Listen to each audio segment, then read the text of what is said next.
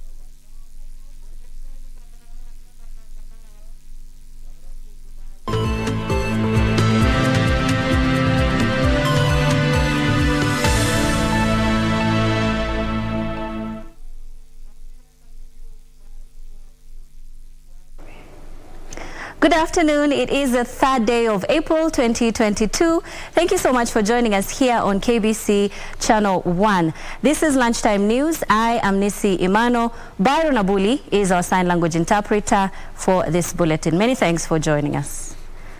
And we start in Nakuru, where motorists had to contend with a biting fuel shortage after a majority of the petrol stations ran out of supplies. Long queues of motorists waiting to fuel were witnessed in a few outlets operated by multinational oil dealers as others remained closed due to the shortage. Stalled vehicles in the city lead to heavy traffic as the queues spilled over to the streets, leaving hundreds of motorists stranded for hours. Chaotic scenes of Boda Boda riders hooting in protest of the shortage were seen as they mouthed at hiking their charges. The motorists called on the government to intervene and increase the supplies and reduce the prices. Leo tumesumbuka sana kutafuta mafuta. Imefika mahali ambapo gari langu limesimama barabarani, ikabidi nitafute vibuyu niende nikatafute mafuta. Na nilipofika kwa petrol station wananiambia waweze kuniwekea kwa kibuyu. Almost all the petrol station across the town is very dry. And we are wondering why this is happening. Tumekaa hapa masaa kama mawili. Yeah. Na tunaomba serikali yetu ingilie mambo kwa sababu imekuwa it's worse. We have never tujai kuwa na mambo kama hii tangu niwe mdogo mpaka nikakuwa mkubwa nikiwa hapa Nakuru.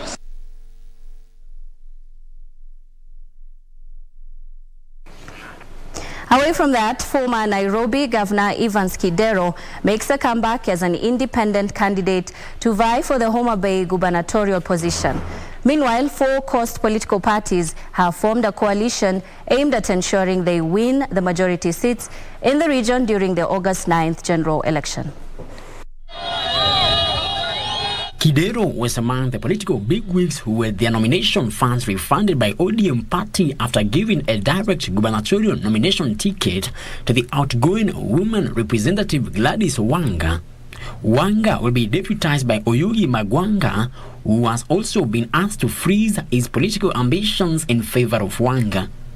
Kidero says he has nothing against Raila and is following his heart on the decision.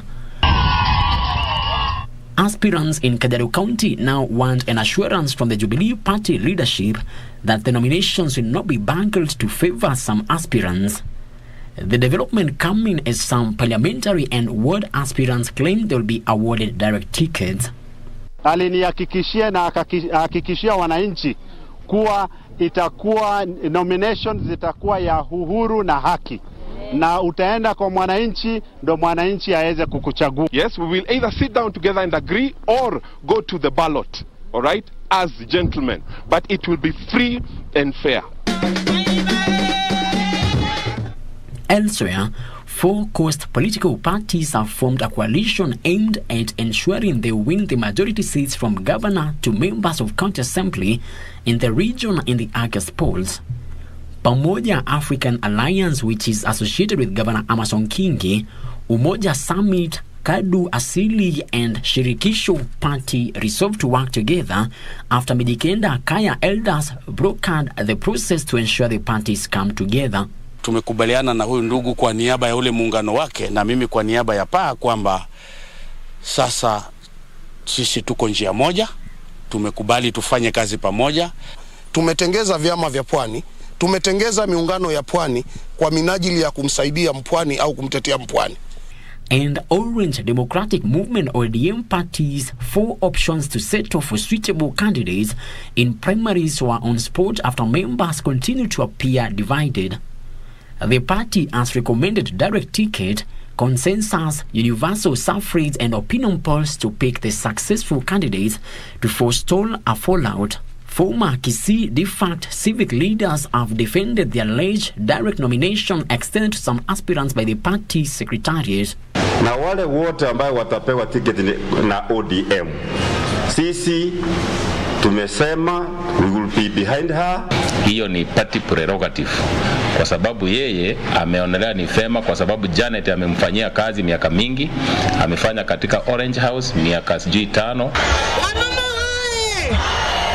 And finally, Kirinyaga Women Representative Purity Wangui Gerishi has criticized Kirinyaga County Governor Anne Waiguru over her proposal for a Uhuru Ruto handshake ahead of the general elections. Watu wa Kirinyaga watachagua mwenye wanataka, si sababu ya chama, watachagua mtu. Na hakuna siasa tutafanya ya kupigana hapa. Tutafanya siasa ambayo itakuwa na ukweli na haki ya mapenzi bila kupigana. And leaders across the political divide have continued to condemn the political intolerance that was witnessed in Soi, Uasin Gishu County that saw Raila Odinga's chopper stoned by rowdy youth. On their part, the clergy has called for tolerance among Kenyans, saying the Soi incident was a reminder of the ugly face of violent political intolerance that the country has worked so hard to bring to an end in the last few years. As the Directorate of Criminal Investigations in Nakuru County makes progress on persons behind pelting of stones on Azimio la Umoja presidential flag bearer's chopper in Soi, Uasin Gishu County, the incident continues drawing widespread condemnation from leaders across the country. Yule anayesema kwamba Mheshimiwa Raila alikuwa anahitaji usalama ndiposa aende huko, huyo ndiye mwenye kupanga njama ya kurushia Mheshimiwa Raila mawe. Na tunasema usalama sio lazima upeane notice ndio pewe usalama.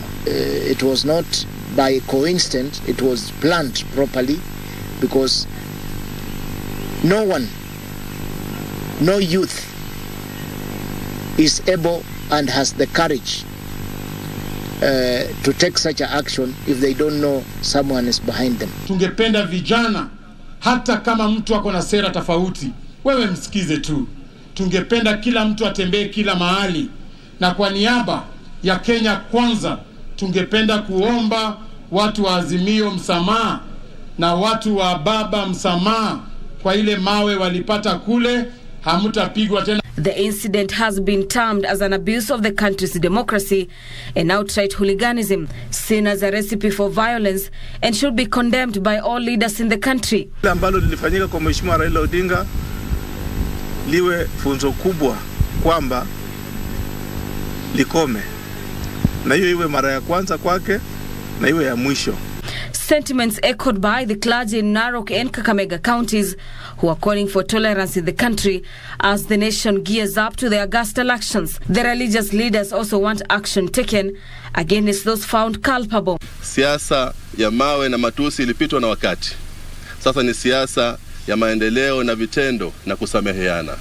Kenya ni nchi yetu, Kenya ni kubwa kuliko kila mtu, tunaomba ya kwamba watu wawe na wenye kusameheana, watu wavumiliane.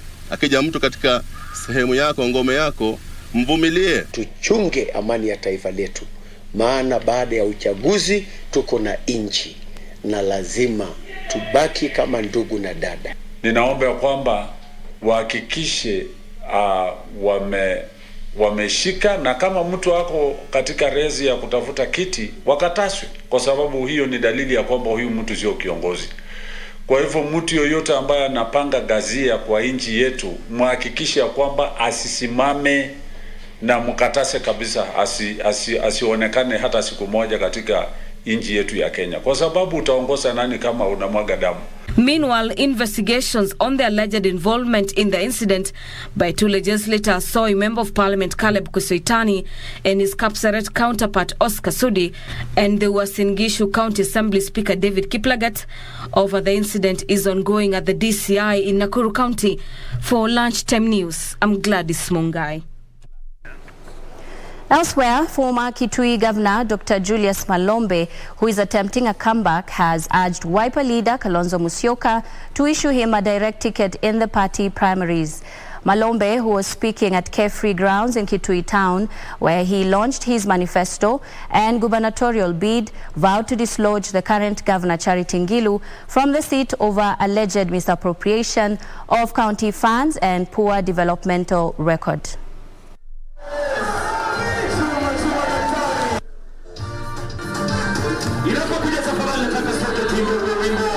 People were told there will be a dengue revolution, and the dengues, if they plant them, they will be able to sell them at 100 shillings. They ended up disposing them at 30 or 20 shillings, and others went bad. And when they asked what happened, they were told to go and consume them, as if somebody can consume dengues from Monday to Sunday.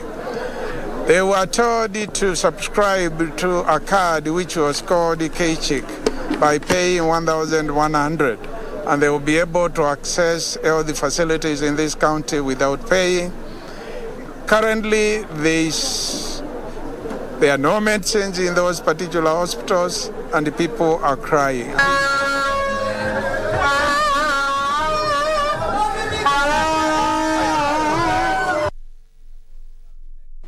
A section of ODM aspirants and their supporters in Mombasa held simultaneous protests across the county over issuance of direct tickets to certain candidates.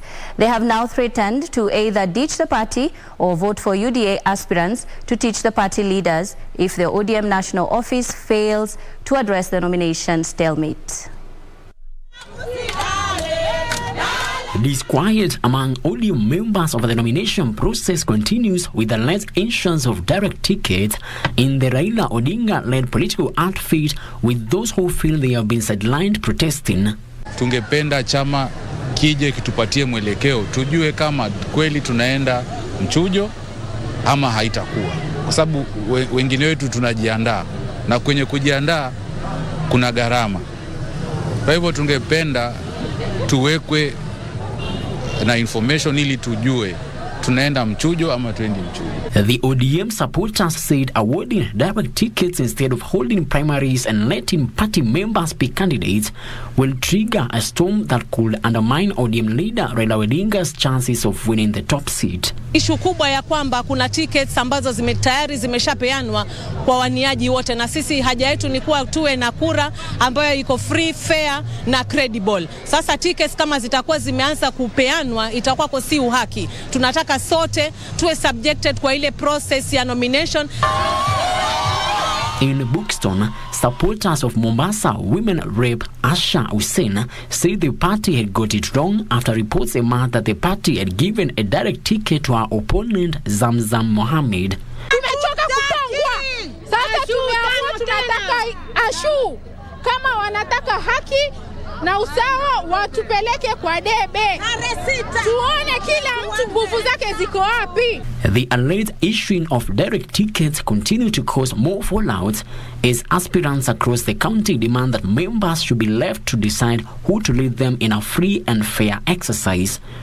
They have vowed to lead an onslaught against the party if the national office does not address the stalemate.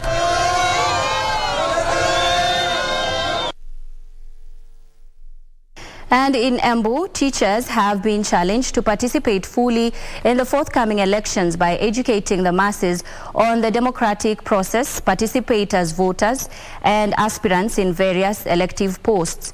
Chairman of Devolution Empowerment Party, BAS, Lenny Kivuti, who was speaking during a meeting in Bere South constituency, Embu County, noted that teachers must be included in county government leadership in order to propel knowledge for better service delivery.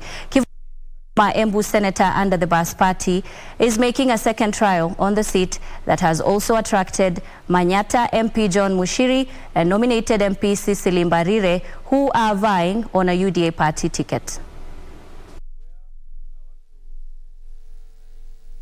So that if we are talking about governorship, government of Embu, it will be only a vehicle to facilitate the well-being of our children so that we become a knowledge economy. A knowledge economy. Message is, this time, let us not make a mistake. This time, let us calculate our mathematics proper. We are not going to elect somebody because of a political party. Sema kwa kauli moja, tunaenda kusupport Lenny Kivuti kule kwa manyumba zetu, ama tunasema mwetu. Manyumbani mwetu, kule vijijini mwetu, na kila pahali kwa kaunti ya Bere South, sub county ya Bere South. It is now time for a break, but we'll be back just in a bit. Do stay with us.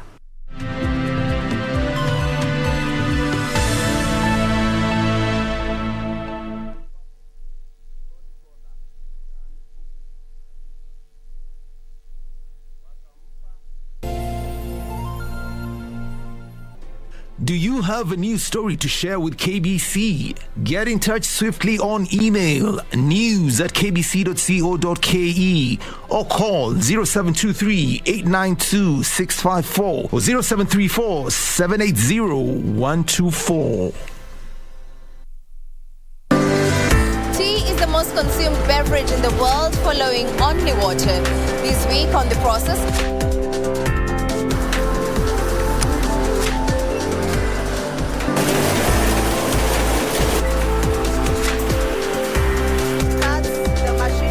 take a closer look at orthodox tea processing.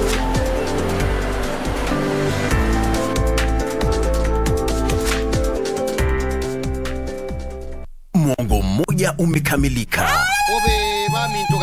Twarejea kwa udi na uvumba, kwa vishindo si haba, nderemo na vifijo. Tulia tuli, maana mambo si kama kawaida tena, kwani kupitia runinga yako ya KBC ushapata tarehe. Vitimbi kila Jumatatu jioni saa 1:35. Usikose.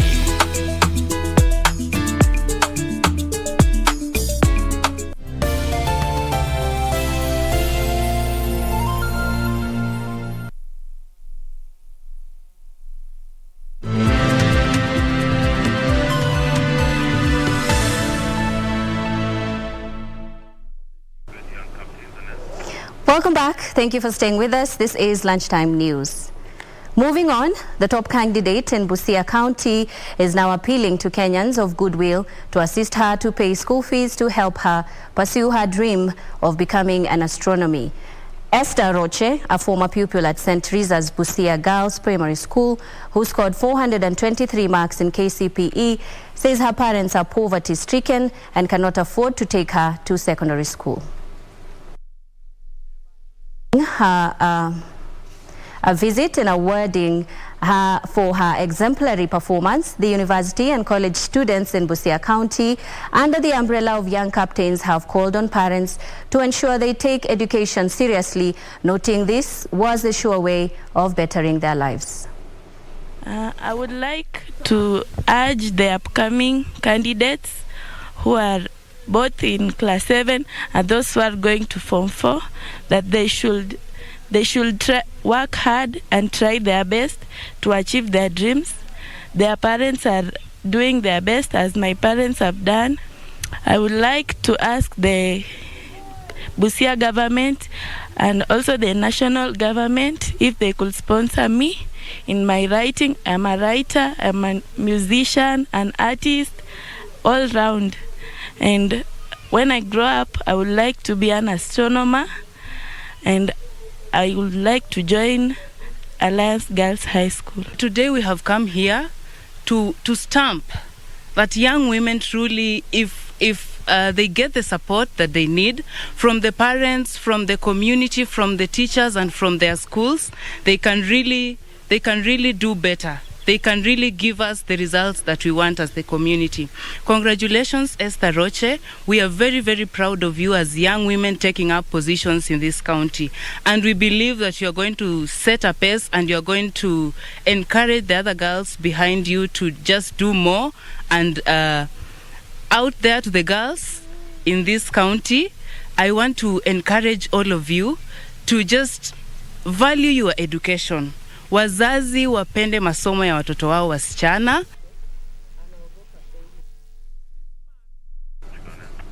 County governments have been urged to consider training early childhood teachers the basics of handling children with autism. This follows complaints by parents that there is a lack of understanding in the handling of autistic children, especially at the preschool level. Kenyans have also been urged to be accepting of autistic children to avoid stigmatization. Every second day of April, the World Autism Day is observed to spread kindness and awareness on the condition. In Laikipia County, the day was marked with participants taking part in a 10-kilometer walk in Nanyuki, aimed at creating awareness on the condition and encourage parents to accept and love their children. It is here that county governments were encouraged to consider offering training to early childhood teachers on the basics of handling autistic children, so that when we take them to lower primary school, they are accepted in those particular schools. Yes, they are hyper. Yes, they may not understand what you're telling them.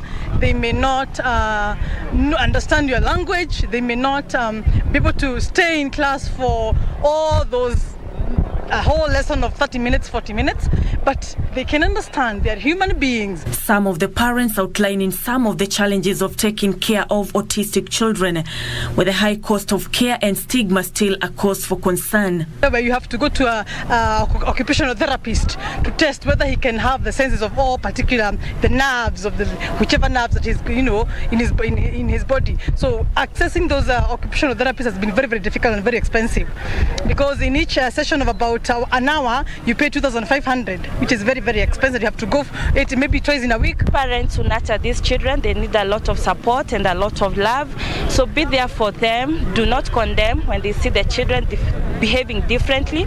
That is because they are able differently. And even the parents who have not been able to identify their children with different needs, it is easy to manage if you are able to follow the right steps. There are psychiatrists, there are psychologists. Do not shy off, seek help. We are also requesting the government to train all their employees in disability issues, so that when we are engaging the county government, then all of us will be at the same table. Nancy Okwari, Lunchtime News.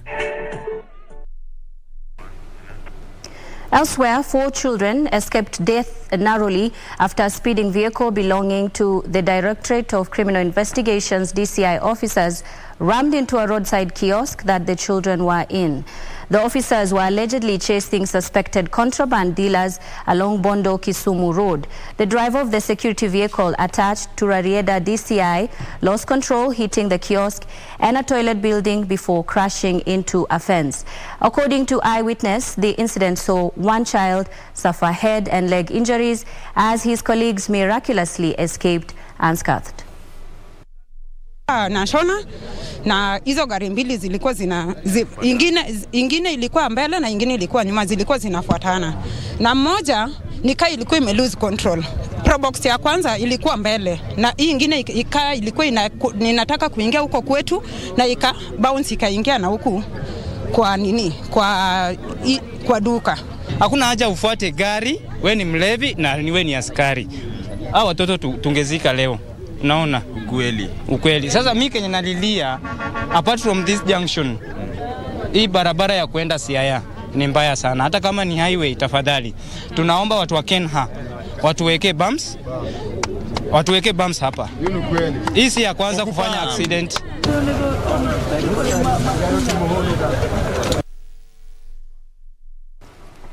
Elsewhere, at least 1,000 Kiambu County staff have been absolved to a permanent and pensionable basis, in which the county government says will save the taxpayers 4 million shillings per month, down from the previous 58 million shillings figure.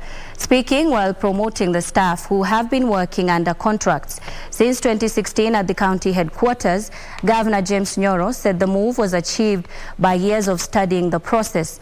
Nyoro called on the county workers to be diligent in service delivery and ensure that the output would be experienced in the county's growth in revenue collection.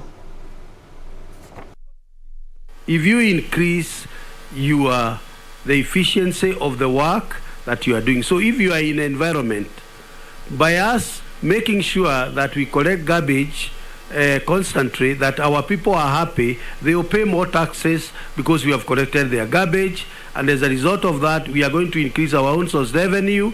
Our target is to increase our own source revenue from where it is now, about 2.something billion, to 10 billion, 8 to 10 billion. And by us working extra hard, we'll be able to have you compensated better. But on the other hand, the services delivered will be delivered in a most cost-effective manner. And I'm happy, I'm contented that our resources, and especially as far as labor is concerned, are now being applied in the right direction.